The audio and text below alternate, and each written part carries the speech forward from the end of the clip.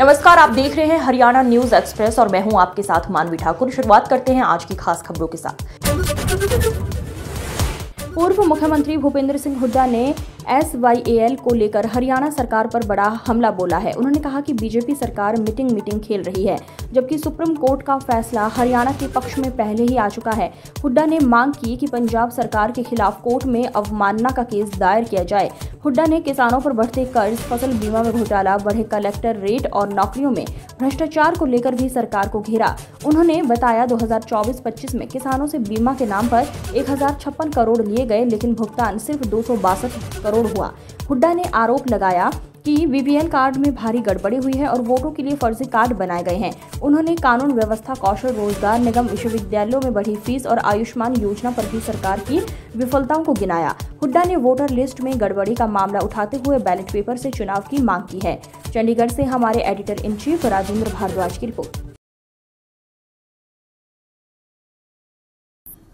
पंजाब के मुख्यमंत्री, हरियाणा के मुख्यमंत्री और केंद्र के मंत्री, ये मेरे ख्याल पहले भी कई मीटिंग होली।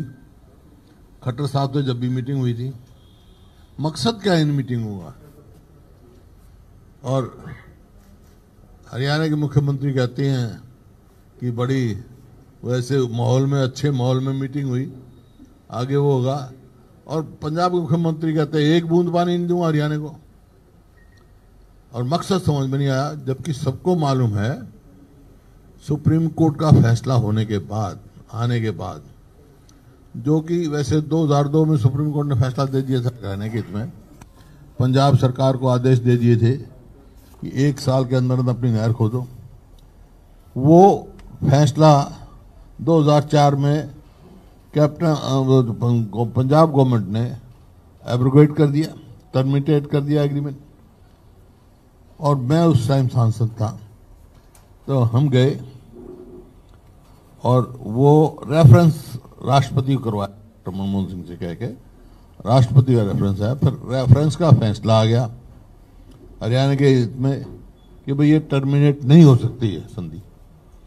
तो इसका मतलब ये है 2002 का फैसला फाइनल है। तो ये बात हुई। तो जब फैसला आया उसके बाद ऑल पार्टी हरियाणा की मीटिंग बुलाई गई थी। खट्टर साहब मुख्यमंत्री थे उस टाइम, और वहां हुआ था इसको इम्प्लीमेंट कराने के लिए राष्ट्रपति से मिलेंगे और प्रधानमंत्री से मिलेंगे। राष्ट्रपति उस टाइम प्रणब मुखर्जी थे, उनसे मिलाए हम। मैंने जब ये अपॉइंटमेंट ले ली थी, मिलाए।